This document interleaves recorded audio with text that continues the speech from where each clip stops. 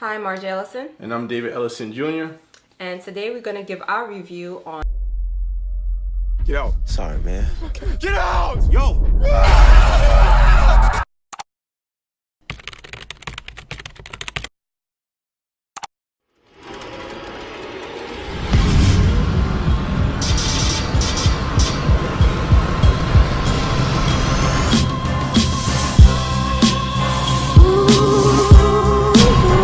Hi, I'm Marge Ellison.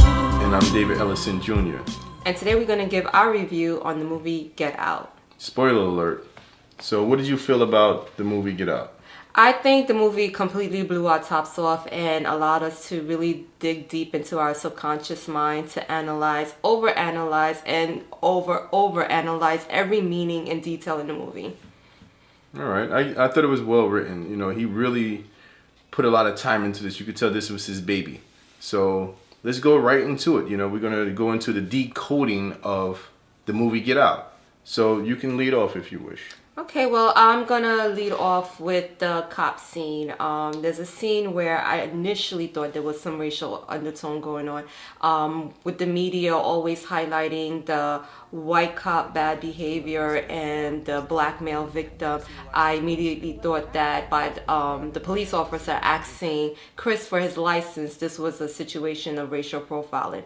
Then when Rose went ahead and protested not to have Chris' license ran, I thought, okay, you know what, let me dig into this a little deeper, because I felt that she had a self-serving agenda from the way the trailer movie projected. So I had to analyze, okay, where's my racial bias here to even agree with her here. Then I realized that Chris was being lured into human trafficking, sex slaves trafficking, black market organ donor swiping, all these things that basically ties into a case of stolen identity. And the reason she did not want Chris' license to be ran is because she wanted to keep his identity from being revealed at a later time should he turn up missing. Another scene I would like to talk about is where the grandmother, she is admiring her hair, she's admiring her skin,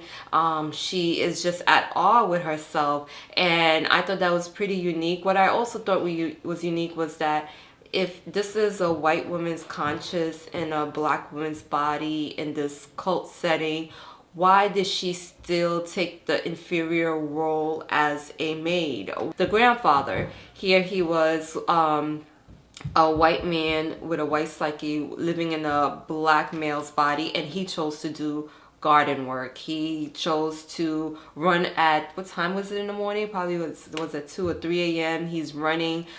He's basically using his physical attributes as a black man or white conscious in a black male's body. So I thought that was interesting. The only time that they showed the grandfather really interacting with the upper elites is when he greeted them as they were stepping out of the black limousine. But other than that, he basically took the inferior role in society, just as the grandmother took the inferior role in society. So I just thought that was interesting that, you know, here you are with your white conscious mind and you still played the typical inferior role.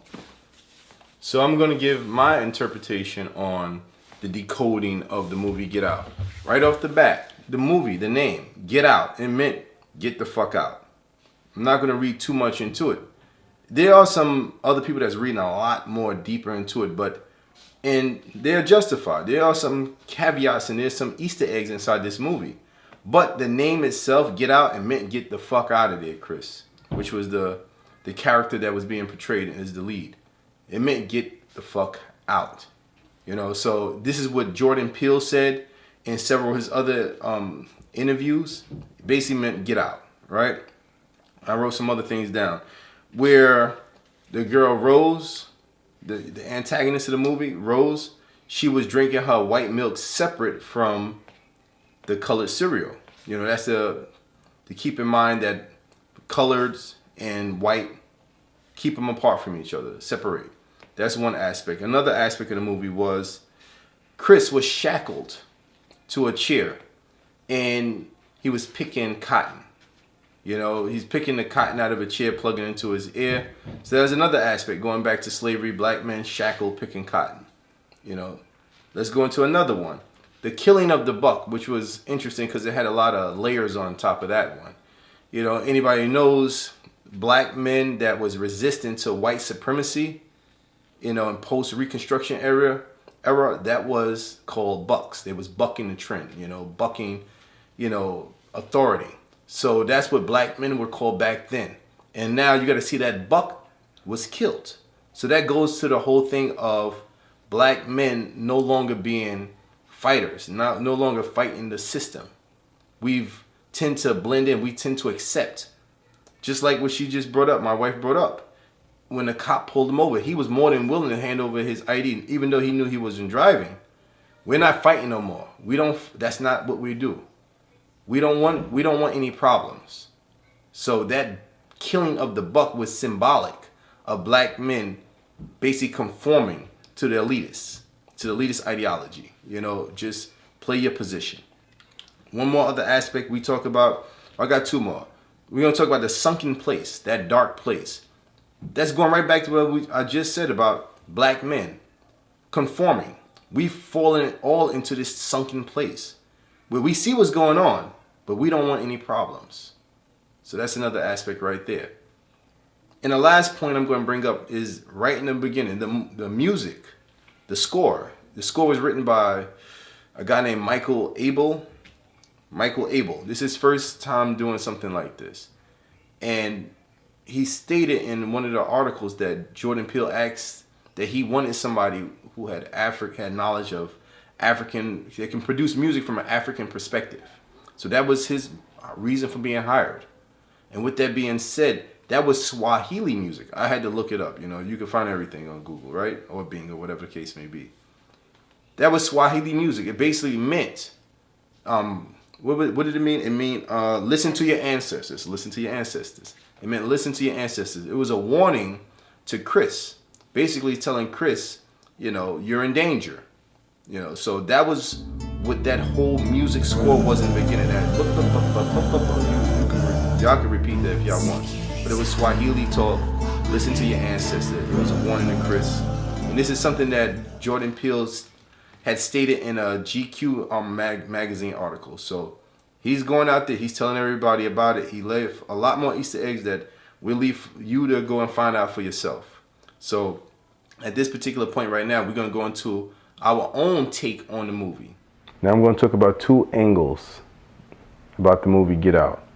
One, his intent of the movie. His intent is to make money. That's the reason why he did it. That's the reason why he made the film. He's not doing some type of altruistic gesture.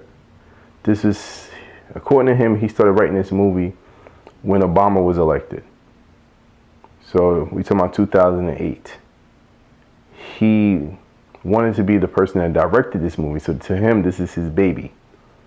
You know, this is going to take him to the big deal, the big shots. It's going to raise him all the way up. He didn't want another director to miss some of the points that he wanted to make. So he felt like he was the only one who could direct this film and give it justice. So with that being said, his goal is to make money. His goal is to, and with that being said, race is an easy angle to go at. And why would you not think that he would use race? And part of Key and Peele, they use Negro Town. They were the angle of racist white zombies. They talked about selling slaves in auction, how they was fighting, how they wanted to be one of the slaves auctioned off and nobody wanted to buy them. So for him to use race as an angle is not beneath him. You know, he's done it throughout his career. So let's not go and think that, oh man, this brother is really standing up for the cause.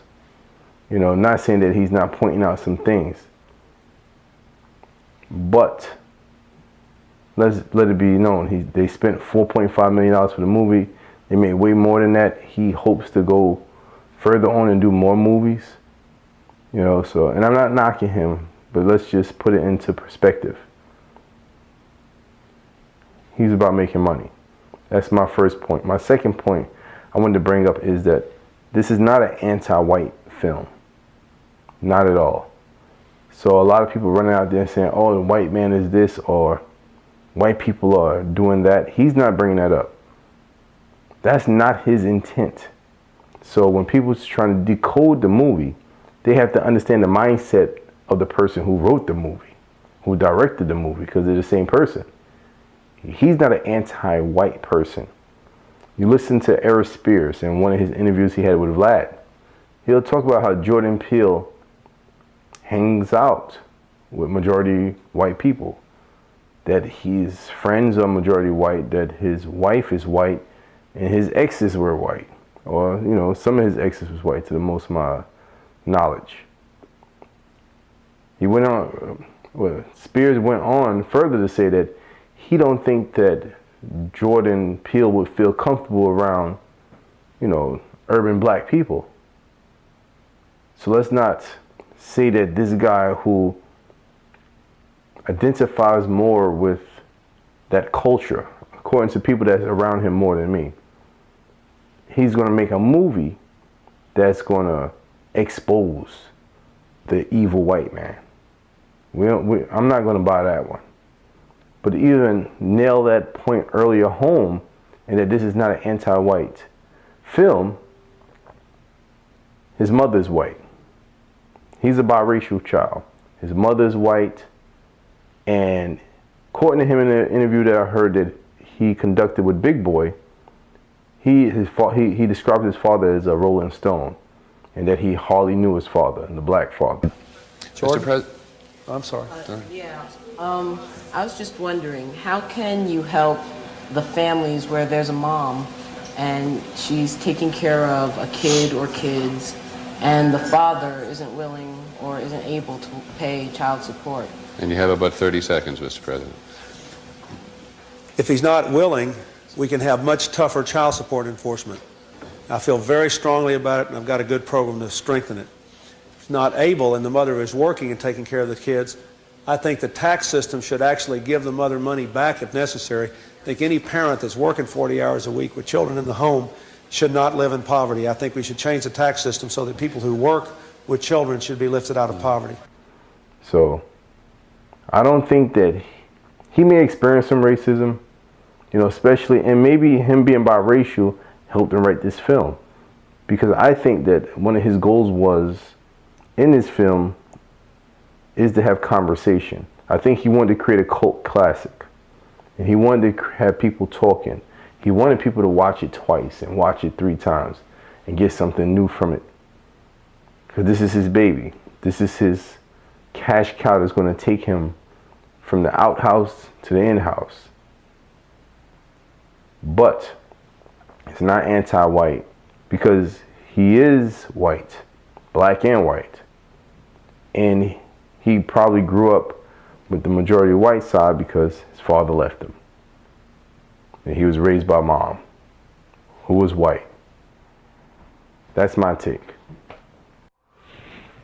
Well, just to piggyback off of what you were saying, I watched several YouTube videos on other people's review on Get Out, and I was just so amazed to find how many black conspiracy theorists there are out there. I'm guilty of being one myself, but the way they were breaking down meanings, going deeper into the black man's psyche. Jordan Peele does not have a black man's psyche. In fact, he plays both sides really and truly. He's a biracial man who has good social standings with his white peers, and he has the physical appearance of a black man. However, just to point out, in one of his interviews, I believe he was either at PBS or ABC, he was talking to a predominantly white audience, and he stated that the movie Get Out was a movie that he wanted to create to draw the curiosity of everyone, white and black alike. So that was what he said at PBS, I believe. Then when he went to Big Boy, he explained it a little different. He stated that he wanted to have a black American actor as the leading character. However, Chris the actor, he is from Britain. He is not a Black American. Secondly, once again, I like to draw into the fact that he is a biracial man, and he gets the opportunity to keep the white social structure as a Black man in appearance wise. So actually, just to draw you more into what I'm trying to convey, Jordan Peele reminds me of John Howard in the 1964 movie Black Like Me. Here is a white conscious man wanting to experience what it's like to have the appearance of a Black man. So Jordan Peele is, to me, John Howard. He is a white conscious man living in a Black man's body. That is not to say I did not enjoy the movie thoroughly. That is not to say that Jordan Peele didn't do an amazing job at creating a classic hit. It's just to get the Black conspiracy theorists out there to just get it out your mind that Jordan Peele is somehow a Black conspiracy theorist too. That he is not. So that's our review. All right. If you like any of what we're saying, check out some of the other videos that we have up here, and I appreciate your viewership. That was our take on Get Out. That's the decoding of Get Out, plus our own perspective on it. Tell us what you think. Thank you, douchebag, for being a perfect example. Hey everyone, this is the segment which we call Perfect Example. Now, today's perfect example is going to be the American Psychology Association.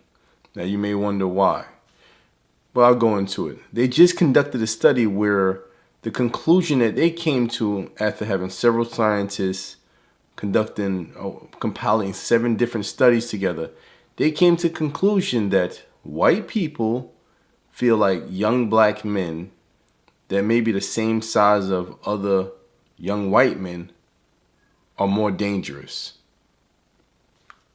What a fucking surprise that white people think that, right? They also went on to say that white people feel that the use of force is more appropriate when it's done on Black people versus white people. Another shocker, right? You could look at in points in time when there are certain instances where police brutality happened against Black people. You could have videotapes from 4 different angles. You could have webcams. You could have body cameras, and people still saying, hey, let's wait for all the evidence to come out, right? We've seen that. So, very interesting that they actually thought that it was necessary to come out with this study, that they thought that, hey, listen, I'm coming out with a big surprise. White people are nervous of young Black men, So they thought that the young Black men, in this study, they thought that the young Black men were physically bigger, even though they weren't. They thought they were more dangerous. And then they went on to say in this study that they tested Black people.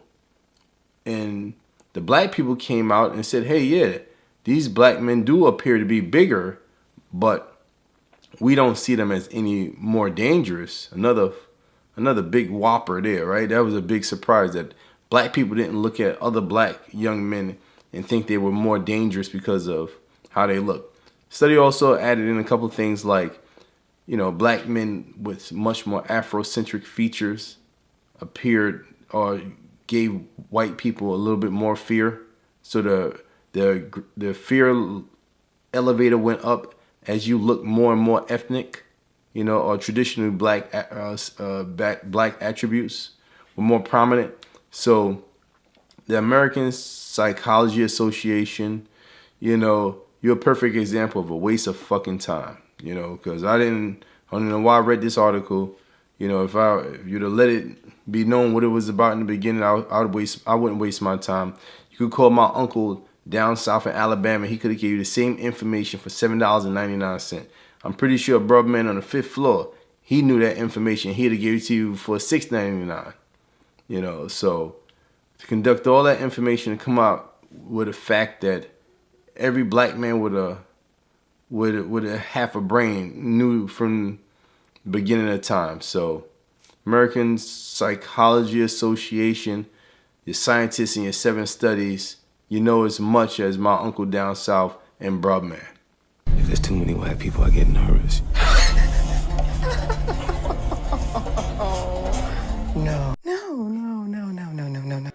Perfect example.